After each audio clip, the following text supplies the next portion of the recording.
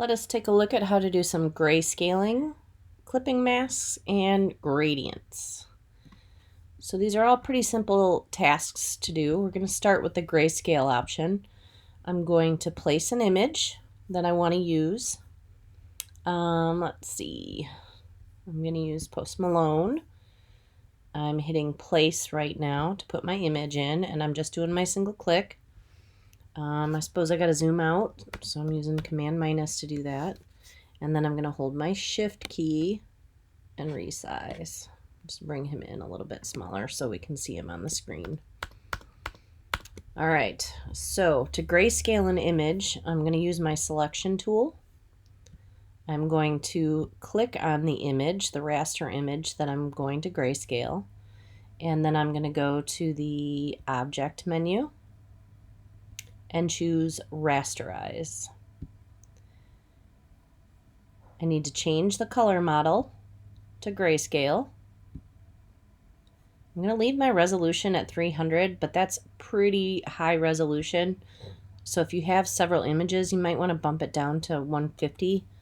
And then I'm leaving my background as white, and I don't need to do anything else there. I'm going to click OK, and it will process through and then eliminate the color.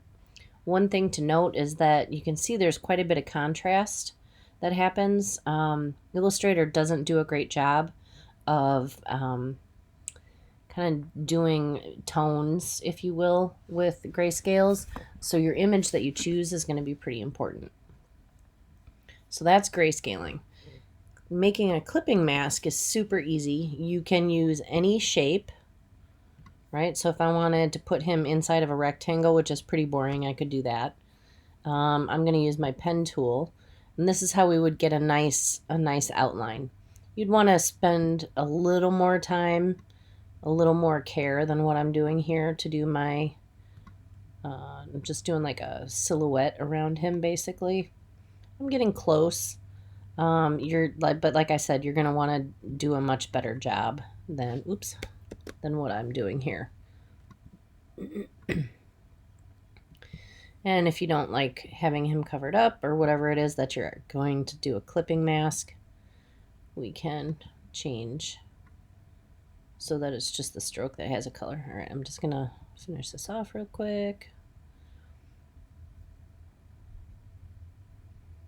All right, so I've got my shape going around. I'm going to go back to my selection tool, and then I'm going to click and drag to select both things. Now it's important to note that the stroke or the path that I just drew is on top of the image, and then we go to the Object menu and we choose Clipping Mask and then Make. And just a quick note here, there's the release option, so if you do a clipping mask and you don't like it, you can always go back and change that. It's a pretty rough selection, or clipping mask if you will, so that's why you want to take more care with it.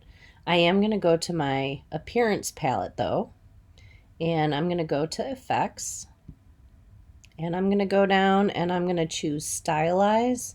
Sorry, this is off the screen here. And then Feather. So Stylize and then Feather is the subcategory. And that's going to allow me to soften the edges just a little bit more. When I hit preview, you should see them soften up, and that'll help your image look a lot smoother.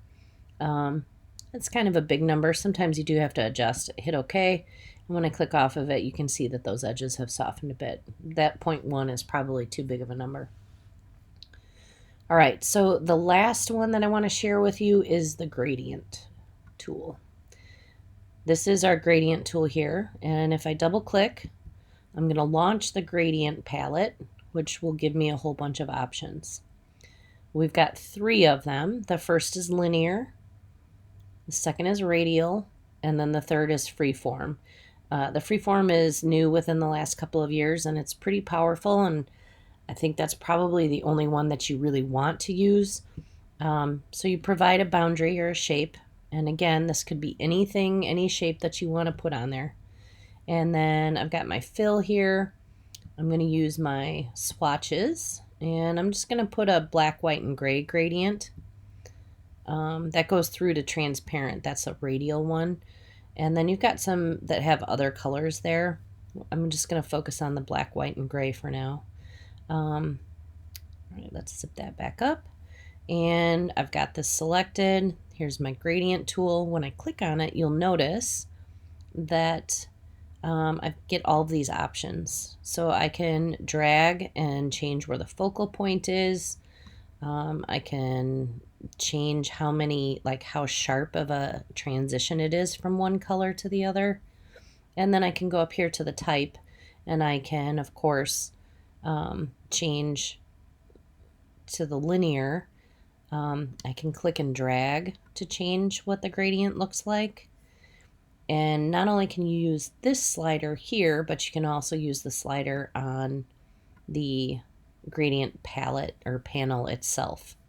So for the freeform, if I click on the freeform here, I can go and click and drag to move these points. I can double click on one of them to change the color of it. I can click anywhere in the shape and I can add another point for it. I can change the transition of it. So you can see you start to create a really dynamic kind of background or color with that freeform option. And again, if you want to change the colors, you can double click on it. And if you wanted to have a color instead of no color, then you would just go and choose color. And those are your grayscale clipping masks and gradients.